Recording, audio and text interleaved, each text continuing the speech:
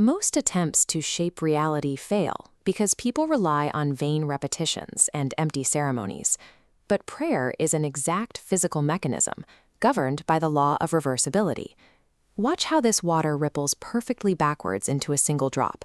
This illustrates the core principle of reversing a force to achieve a specific transformation. The poet Alfred Lord Tennyson understood the hidden weight of this focused state. As we look at his portrait, consider his observation that more things are wrought by prayer than this world dreams of. He recognized that prayer is an art requiring a controlled imagination rather than mere superstition. To master this art, we must apply the law of reversibility. In physics, if heat can produce mechanical motion, then mechanical motion can produce heat. This suggests that if a physical fact can produce a psychological state within you, then inversely, a psychological state must be able to produce a physical fact. Take a look at the Edison phonograph. For a long time, it was known that speech caused mechanical motion. It was only when that transformation was reversed that it was proven mechanical motion could reproduce human speech. Understanding this law allows you to reverse engineer your experiences. By identifying how you would feel after realizing an objective, and then deliberately awakening that exact feeling now, you create the internal conditions that the physical world eventually matches. This process relies on the dual nature of consciousness. Your mind is divided into two parts: the objective conscious mind, what you know, and the deep subconscious mind, which is the sum total of what you are. Your conscious mind acts as a restrictive filter, rejecting premises your senses cannot verify. Beneath it, the subconscious accepts whatever is planted as fact. Once a blueprint slips past the gatekeeper, the subconscious proceeds on the assumption it is correct, objectifying the results. The strategy for manifesting any goal is to bypass the conscious mind's skeptical observations and deliver the blueprint directly into the subconscious engine. To begin the protocol, use a technique called controlled reverie. Step 1 is to define your end result. You must isolate a single, highly specific goal. The subconscious requires a precise destination. You must know exactly what the end state looks like in its completed form before you can begin to generate the feeling of possessing it.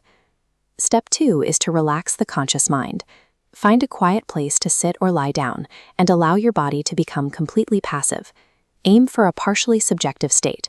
This is similar to the period right before falling asleep, where the body is relaxed but the mind is capable of functioning with total absorption. In this state, your physical senses are diminished. This creates an undefended environment where you can introduce a new idea without the conscious mind immediately rejecting it. Step 3 is to construct the mental conversation. In your mind's eye, bring forward the image of a trusted friend. Represent them to yourself in a state where they are witnessing your success. Imagine hearing that friend congratulate you. Use the tone of an ordinary, everyday conversation. Mentally hear their voice as they tell you what you want to hear regarding your achieved goal. It is vital to ignore the details of how this goal was achieved. Focus strictly on the celebration of the finished fact. Mentally reply to them and describe your own joy in witnessing this good fortune. This follows the principle of the photophone, where a ray of light is modified by sound to carry a message. Your focused consciousness acts as that light. By speaking to this mental image, you cause your mind to vibrate, and that vibration reaches the subject to reproduce the state you have affirmed. This leads to step 4. As you continue the conversation, allow yourself to be moved by what you are hearing and saying. Sustain this mental interaction until you feel a literal physical change, such as an accelerated pulse or a shift in your breathing. This is the sensory evidence that the feeling has become real to you. This physical sensation of relief or joy is the indicator that the subconscious has accepted the new premise. You have successfully suggested the wish fulfilled into your deeper consciousness. Step 5 is the process of detachment. Open your eyes and return to the objective world, assuming the psychological work is completely finished. Avoid the temptation to look for physical proof. Searching for signs of change engages the conscious mind's skepticism, which creates a counter-suggestion that can neutralize the previous work. You must also monitor your daily habits. Engaging in negative mental arguments with others throughout the day acts as an immediate counterorder. Because the subconscious is constantly modified by your thoughts and feelings, a bitter inner conversation transmits a blueprint of conflict. The subconscious accepts this as a new premise and objectifies the results accordingly.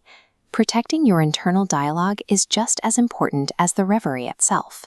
You must maintain the feeling of the fulfilled wish throughout the day to ensure the subconscious continues to execute that specific mission.